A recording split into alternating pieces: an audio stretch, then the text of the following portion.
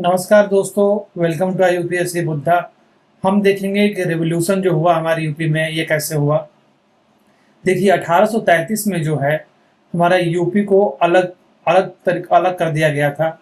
Agra presidency के अंदर उसको रख रख दिया गया था और उसको गवर्न करता था लेफ्टिनेंट गवर्नर। तो देखिए हमारे यहाँ जो काजेस थे कि क्यों हमारे यहाँ रेवोल्यूशन हुआ, उसका कारण ये था कि जो इमीडिएट कॉज ये था कि ओपन कार्टिलेज जो कारतूस था वो बना हुआ था fat of pig and cow. और जानते हैं कि हमारे यहाँ गाय और जो पिग है ये हमारे लिए रिलीजियस मैटर करता है, जिसके कारण यहाँ पहला कारण ये था हमारे यहाँ का रेवोल्यूशन होने का। दूसरा कारण ये था कि जो जब भी हमारे जो सोल्जर थे ये जाते थे फॉरेन में, तो फॉरेन अलाउंसेस उनको नहीं मिलते थे।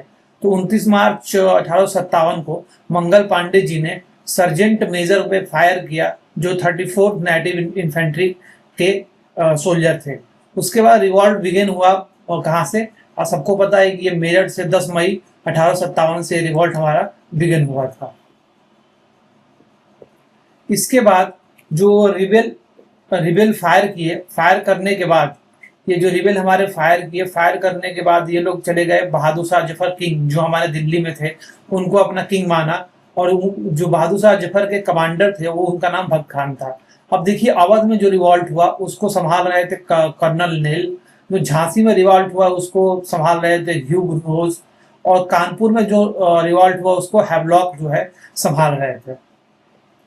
अब देखिए जो जो रिवॉल्ट हुआ यूपी में कहाँ कहाँ पे हुआ, ये बहुत इंपॉर्टेंट है। ये कई बार पूछा जाता है।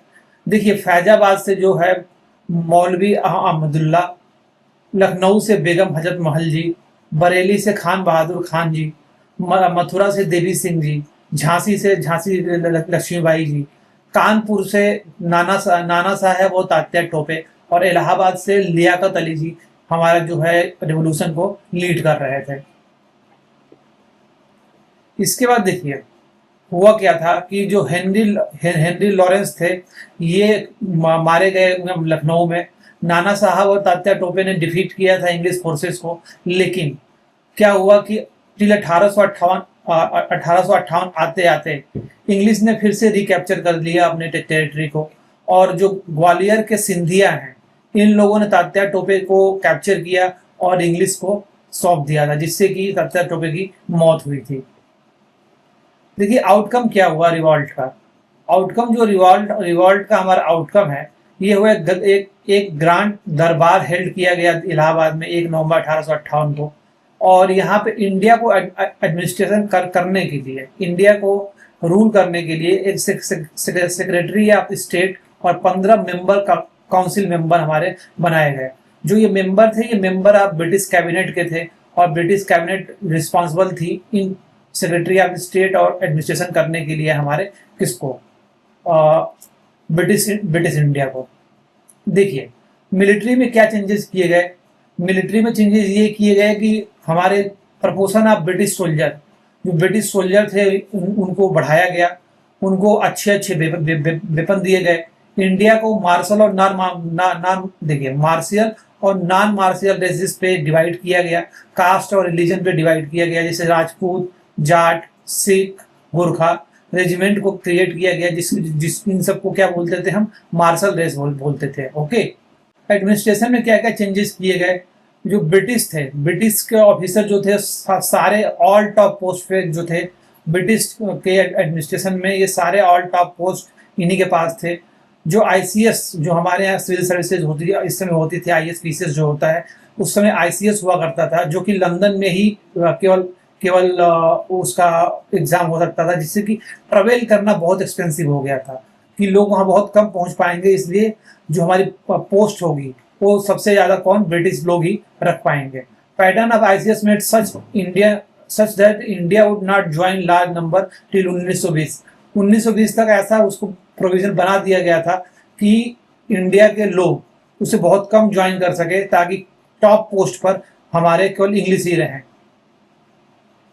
देखिए अब फिर एक काम किया गया, गवर्नर जनरल ऑफ इंडिया को गवर्नर जनरल ऑफ इंडिया को वायसराय ऑफ इंडिया से कन्वर्ट किया गया, जिसको लॉर्ड कैनिंग जो थे वो हमारे वायसराय ऑफ इंडिया बने। दिल्ली का डिवीजन था वो रिमूव कर दिया गया नॉर्थ वेस्ट प्रोविंसेस से, और कैपिटल शिफ्ट कर दिया गया इलाहाबाद फ्रॉम आगरा। आगरा जो पहले 1837 में था वो अब क्या हो गया, इलाहाबाद कर दिया गया था। ब्रिटिश जो अपना टेरिटोरियल एक्सपेंशन कर रहा था, डलहौजी के समय पे क्या हो रहा था कि जो पॉलिसी ऑफ लैप्स था उसको इन्होंने हटा दिया, और ये इन्होंने लोकल रूरल को right to prestige, local rural पे उनकी टेरिटरी को नहीं छीनी जाएगी, और राइट टू प्रेस्टीज उनको दिया गया था। और अगर मान लीजिए आप उनका राजा का कोई अपना बेटा नहीं है तो हायर वो एडॉप्ट कर सकते थे अपने रूल के लिए दूसरे को।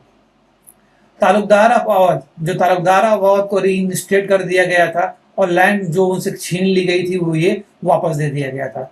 ब्रिटिश ये समझ गए थे कि जमींदार और लोकल रूलर्स, जो जमींदार है लोकल रूलर्स हैं, ये स्टेफनी की तरह काम करेंगे ब्रिटिश एम्पायर के लिए।